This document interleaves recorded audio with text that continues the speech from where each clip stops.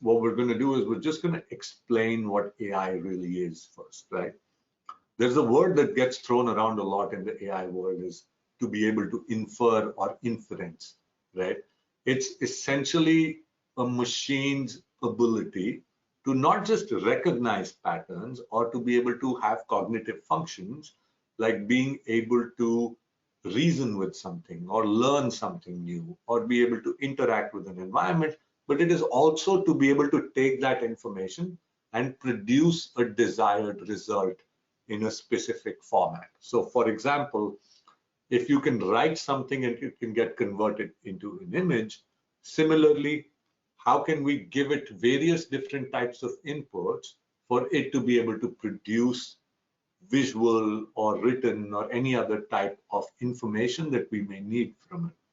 So artificial intelligence is giving machines the cognitive ability to be able to reason and think and produce like humans can at a much larger scale with a much larger associated data sets than what we can currently access within our brain.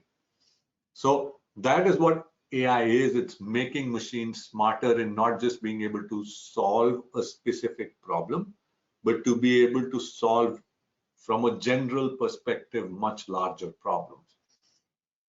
Now, what we've been seeing is from a visual content perspective, like if you look at websites today, back in the day when e-commerce had started, we had these really tiny images on most web pages and the rest of it was all content written in text.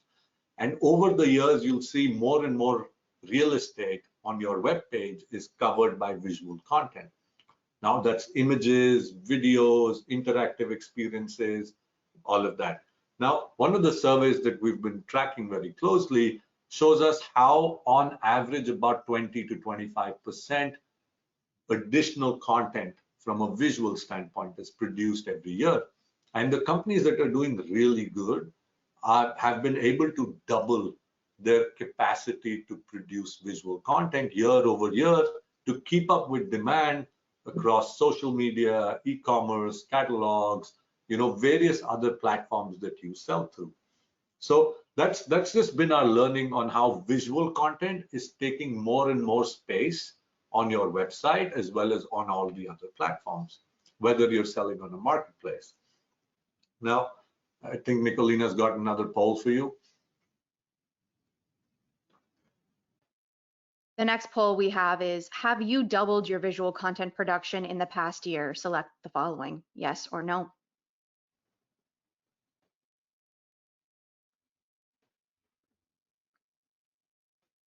I know this might be a hard one to admit for marketers that are on the call.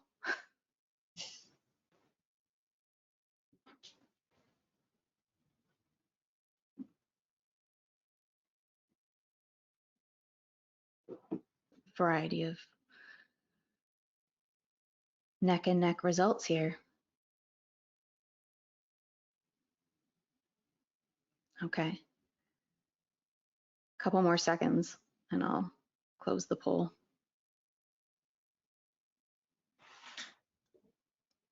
Alrighty. So according to those on the webinar, it looks like about 61% have doubled their content production in the past year. That's awesome. Great, so we're on the same page, eh? Awesome.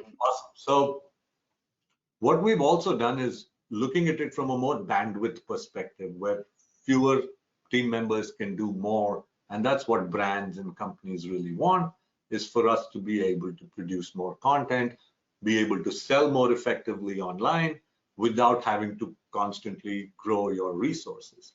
So keeping that in mind, like what we did is we looked at how much time do teams actually spend on a weekly basis to produce visual content.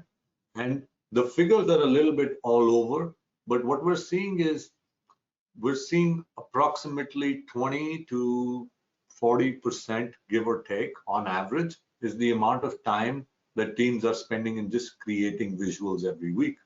And this is an ongoing process. And the one thing that I hear from a lot of companies, especially marketers, e-commerce managers, people that are responsible for generating sales online is we don't have enough content. I wish we had that. I wish we had video. I wish we had AR. I wish we had the budget to do that.